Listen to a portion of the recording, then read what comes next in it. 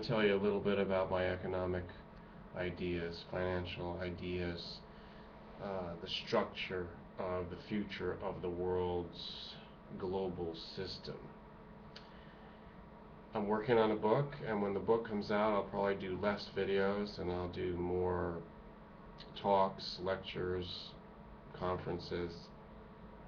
But without the book, that's really impossible. So right now I'm just talking as I'm in the midst of putting together this huge work. And I'll tell you why it's huge, because it really gives you an entirely new basis for running the world and for doing business. So first of all, let me describe myself just really quick, if you're here for the first time or you're still wondering. I'm an independent as far as affiliations. I've taken in all kinds of influences because I have an open mind, but I haven't found anything that's really saying what I'm doing. And really, if you'll listen at least once to one of my videos, I'm in the middle of doing a video, and you're going to find that you're not hearing this anywhere else. You might hear bits and pieces of it somewhere, but this whole description that I'm giving you is unique. And it's so completely radical that most people just can't get it. And I suggest that you listen and you try to digest it for a while. Because what you're going to do is you're going to choke on it. You're going to gag. You're not going to be able to digest this. You're not going to. You're going to spew it out. I'm telling you right now. I'm telling you, no matter how broad-minded you are or how much,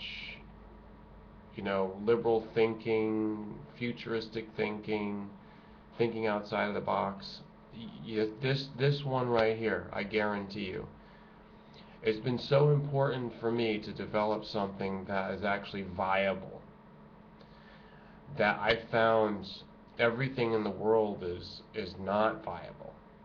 It's not valid. It only works for certain people, and everybody else, the sheeple, are willing to put up with it because they're just that ignorant. They think that if they keep struggling and keep treading water, that somehow it makes the whole thing okay. And I'm not just trying to make everything easier for the little guy with this system. Absolutely not. This is a system which involves meritocracy. It involves really getting down to earth. Nothing is free. The only thing that's free is your free time. You want leisure, you just want to sit around, that's free. But you also won't get anywhere in life. You won't gain, you won't have any activity. So, I told you about my affiliations, and now I'm going to try to explain the labels. Okay? I challenge anyone to dismiss me by using a label that they don't like.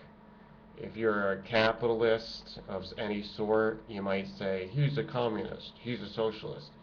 But I really dare you to write that out in 3 sentences explaining proof by using my own words and explain why it's communist.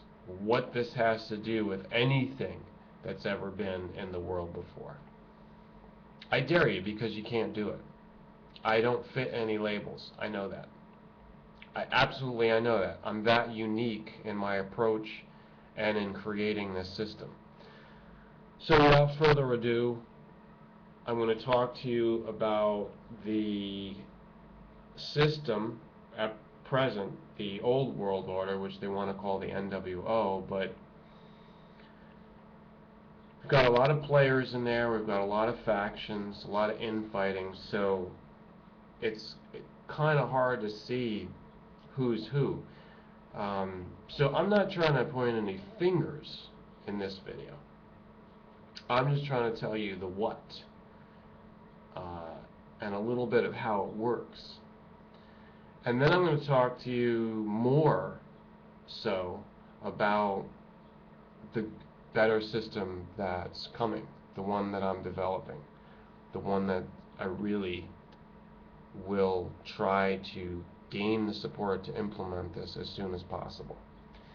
And then, to top it all off, we're going to have to talk about the transition.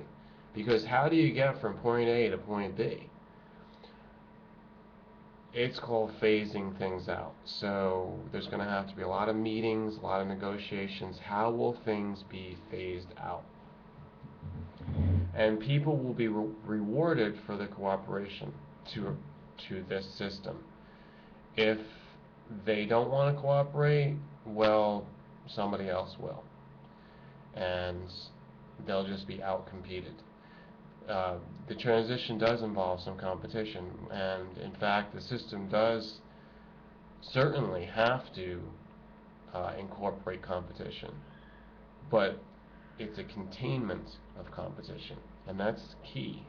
That's key. This is really a system of cooperation and seeing how everything works together. Like, directly we want to embrace that. Usually in the system of the stock market, you can take it apart by seeing that it's not cooperative. I mean, you do have some conspiracies involved. You have people working in collusion because they need that in order to gain leverage. You know, they'll have these behind-the-scenes agreements to make things happen, to shake up the system. But for the most part, everybody else is just on their own, competing, and like I said, they tread water, they do things for 10 or 20 years, and then maybe they'll have some gain, and then they'll think, wow, you know, I did something. But if you don't come out as at least a multimillionaire, then it's just wasting time. Let's talk about what is the economy, okay? We basically have a currency that's just thrown out there willy-nilly, and it's like a net that they just throw out there and try to grab everybody with it. And pretty much they have, except for primitive tribes, don't use any currencies of the modern type of currencies, the fiat. And let's see where we're at now. Okay, 8 minutes. This could be a long video, so I'm warning you. Fiat is the thing that's come under fire. It's questionable. Now, the system that I'm proposing is not against fiat. Fiat is the definition telling us it's what everybody accepts, or it's what the government says that everybody should accept. It's acceptable as being something. And the fiat is just a way to get people to be within one system, and it makes the currency universally acceptable. But then you have this poly-fiat going on, because you have currencies that must be converted. And the reason why you have a poly-fiat means that it's catering to competition. It's giving the sovereign national banks, and they're not really sovereign. Okay, I'm gonna have to take